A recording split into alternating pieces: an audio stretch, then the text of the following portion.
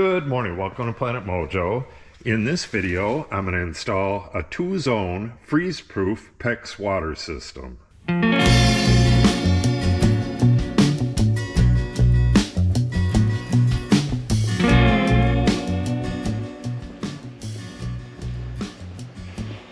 Got my PEX right here, hopefully that's enough. And my first line is going to start right there somewhere. It's going to go up onto that diagonal. It's going to run on the purlins all the way back, and eventually it's going to get back to where we just were. Let me show you what's going on in this schematic here. This is where we just were. I'm going to need to have water in this area for several different reasons. One, for a sink in the future. But for the most part, I need water so that I can mix my chemicals for the Oak Savannah project right here. Also for washing the floor, just a bunch of stuff. I need water in this area. I can change the water line in this area at any time, but what I can't change is that I need to run it through the attic area, and that's going to be sealed off, and I won't be able to do anything up there once it is. So that line needs to get in there before I seal up the ceiling, and the same is true with this other line. What that's going to do is go up and tee off of the line we just talked about. It's going to go over and across one of the lower cords on the truss, this truss right here. It's going to go straight across the top of the bottom cord there, so it's out of the way of the joists. Then it's going to go down behind the girts, and I'll open up the insulation a bit and poke it through the wall right there, and then redo the insulation. All of that upper stuff, the stuff that runs up in the attic, is zone 1. Zone 1 is going to be shut off the entire winter. It'll be drained, it won't have any water in it.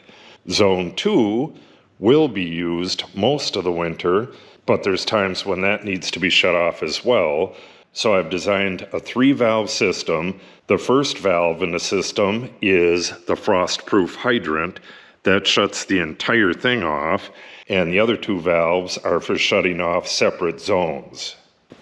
It all sounds a little bit complicated, but I'll explain all this stuff when I get to the manifold. I'm not going to be able to get to that today. I'm just going to be running pipe. But when I get to the manifold, I'll show you how it all works. Running this PEX line is probably going to take 2 days. If I can get it done today, that'll be just great, but I don't think that's going to happen. I'm going to have to keep running up and down the ladder. It's going to be attached to that purlin right there on this run, and then there's a bunch of joints. It's just going to take a while. So let's get started with this run, and we'll see how long it takes. All right. On this end, we're going to have this silcock right here, and that's going to be connected to this fitting right here, and the PEX will go up from there. I believe if I just put a piece of wood underneath this nice and tight, that it's not going to twist around when you're opening and closing the valve. Between that and the strap for the PEX, I think that'll hold this down. It has a couple little mounting screws here, but I don't think that's going to work very well. So we'll try it my way first, and if that doesn't work, we'll try something else. But all we really need to do is control the torque from opening and closing this valve so that it doesn't twist the flexible line. I also need to move this catch for the chain hoist. There's a video on that if you want to see it. It's not really in the way of the PEX. The PEX is going to come right on this last board here, but I won't be able to get the chain on there with the PEX there. So this is going to move right in here somewhere. So the exact run of the PEX, it's going to follow this board all the way up and then curl over to that diagonal, follow the diagonal, and then go on top of that purlin. And then it's going to follow the purlin all the way down to the other end, and then curl and then go down and behind the girt over there. So my first pull is going to be behind that diagonal right there.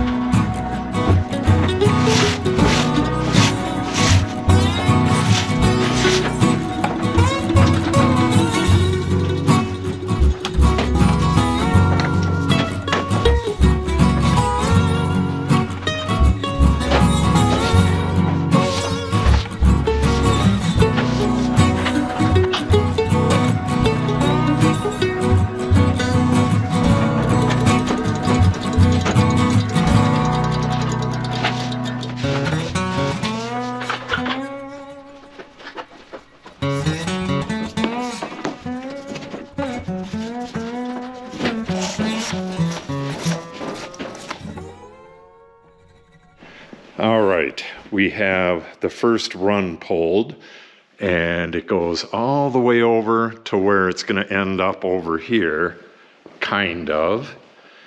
It's going to connect to that cross brace and then kind of loop down and then go behind the girts. But there's a T in the mix. This is that line right here, loops around, and then we got a T right there.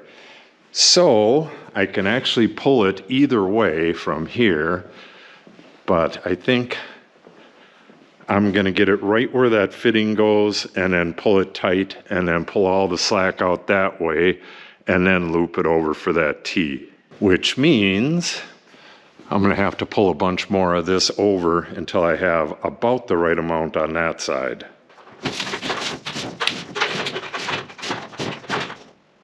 All right, now what I got to do is try to wrangle this PEX over and down to here without kinking it up too much. I'm going to have to use straps to hold it in place and kind of yank it straight and then pull it back from that end. It's a lot of up and down on the ladder, but it's the only way to do it. This stuff kinks up really easy, and until it relaxes, it's kind of hard to work with. You could see that a lot of this stuff is starting to relax already. Once you get it uncoiled, it'll naturally straighten out at some point, but it takes a while. All right, let's get going on this.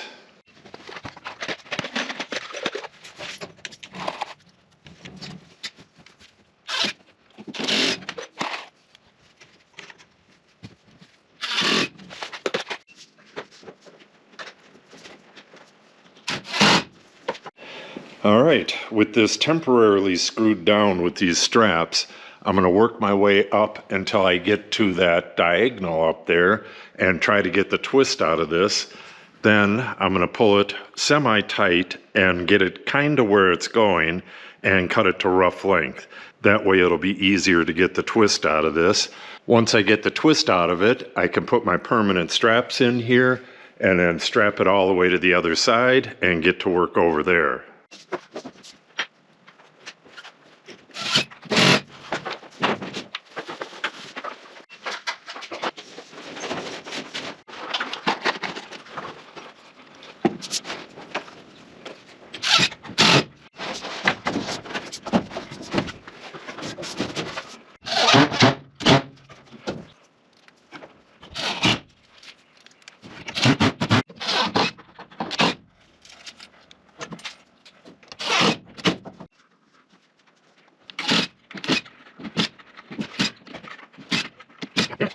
You could see what I was talking about when I called these temporary clamps here. Got a nice kink in the hose. What I do now is just take those off and then pull this straight as I work my way down. Towards the bottom, I'm just going to leave it loose until I get this stuff on. And once I'm through here, I can pull that other side and get that cut.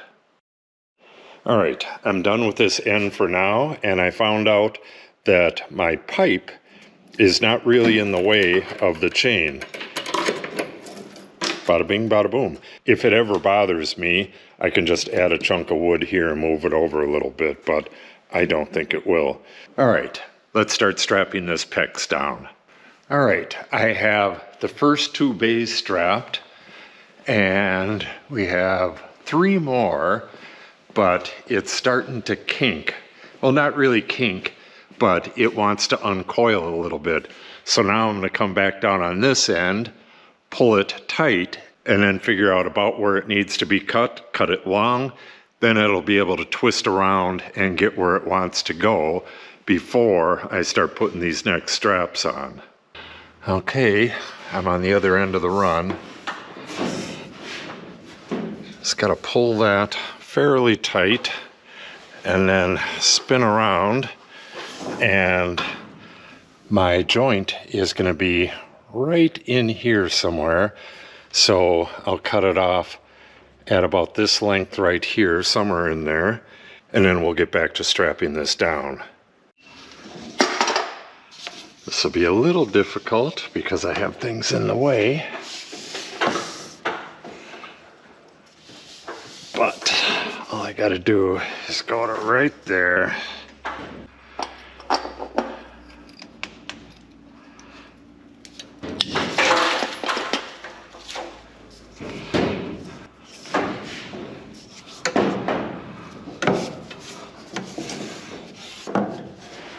And that'll be plenty long, but I want to leave it out here for now so that it can twist around as I'm putting in those straps.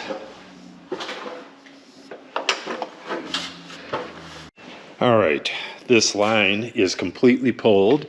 You can see it goes up and all the way across, and then at this end it's just temporarily attached to that gird up there. I need to run the line coming down this way before I can make that connection and figure out exactly where that needs to go. Unfortunately, I don't have enough PEX to come around the corner and then go all the way down to the spigot. So I'm gonna have to run to town for that, but I'll put it all in one video. Next thing to do is run this line up and make that T connection. I just wanted to be sure about the length of what I have left over, and this is coming out to be about 38 feet. This is 36 feet across, so there's no way that's gonna work. What I wanna do is come right from that T all the way across and then gently bend it and then come all the way down, all in one run of PEX. I don't want to put a bunch of fittings in there. The less fittings, the better. So I will indeed have to run to town and get more PEX, but I still have plenty to do right now. All right, let's move that ladder and pull a chunk of it up behind the girts there. I ran to the store last night and picked up 100 more feet of the blue PEX, 3/4 inch blue PEX. Now for this line right here, and to do so, a whole bunch of stuff has to move. And the very next thing I'm going to be doing is working up in the eaves up there, plugging up some gaps there. I'm going to be doing it on both sides, and then I'm going to be working right up here. So I'm going to move all of this stuff out of the way and get back with you when it's done. All right, all done. Now, I don't really have anything that I can pull through or onto except for these rails for the door. I'm going to need more than that. So what I'll have to do, I'll have to unplug this extension cord and reroute that somewhere else because it's in the way. And then I'll have to screw boards to the bottom of this truss. Oh, I don't know, maybe 3 or 4 of them. And then I'll pull up and over that all the way to this end and then push the pipe through behind the girts down to where it's going to go. Then I can work my way back, fasten it to the girts, curl it up, and fasten it to the top of this truss.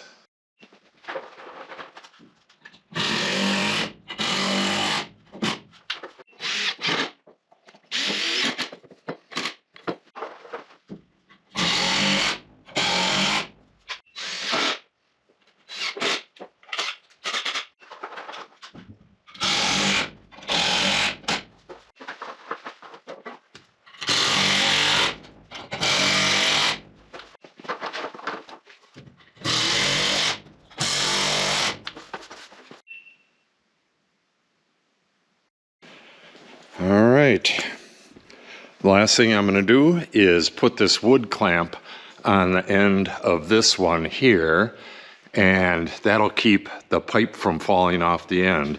If I have any problems with any of the other ones, I'll put one on there as well. All right, let's get this on and then pull our pipe.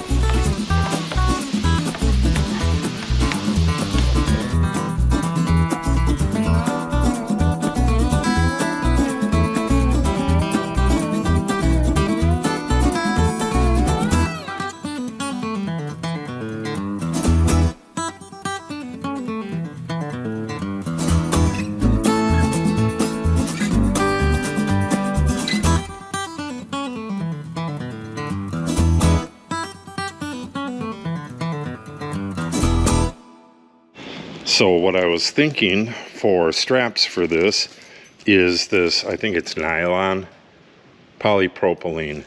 It's plastic. Wrap it behind here, yank it nice and tight, and then screw it to the top of here. I can't put anything on the face of these girts because I'm going to have a wood wall there. So let's give that a try.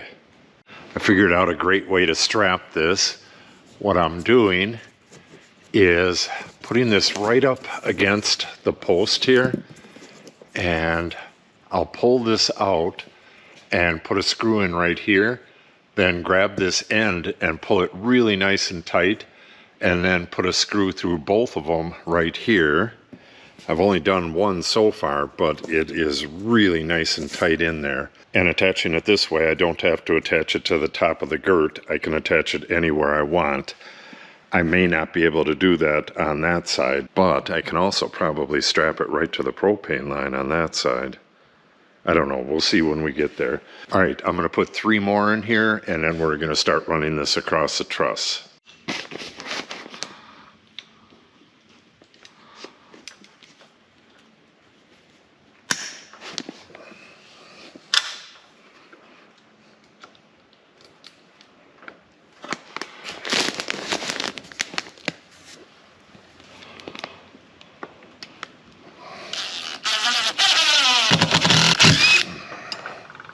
All right, I've worked my way all the way up and about 3/4 of the way across, and this is a good spot to tell you why I'm doing what I'm doing. I'm running the water line right at the top of the bottom cord of the truss because there's going to be joists going across that are going to hold up the tin ceiling, and it has to be out of the way of that, and it can't be any higher than the top here, because once I work my way with the ceiling all the way down to the end, I'm going to come in here with a couple 2x12s and work my way all the way to here, and I'm going to blow in insulation and work my way back to that side. As the tin goes in, I'll be putting in roll insulation, and the blown in insulation is going to go in on top of that. I'll tell you a lot more about that later, but that's the reason that this water line and the propane line were both right at the top of the bottom cord like this. I think I figured out a different way to do that T connection over there. So let me run the rest of these straps over to there and we'll get that figured out. All right, at first I was thinking I might run everything over to this propane line and just zip tie it to that, but that's not really where the lines wanted to go. So I ran everything right where I was going to in the first place. This is how it's strapped on. Put a screw in, wrap it around, pull it real tight, and then put another screw in, and then cut these off with a razor knife. I just got to cut that.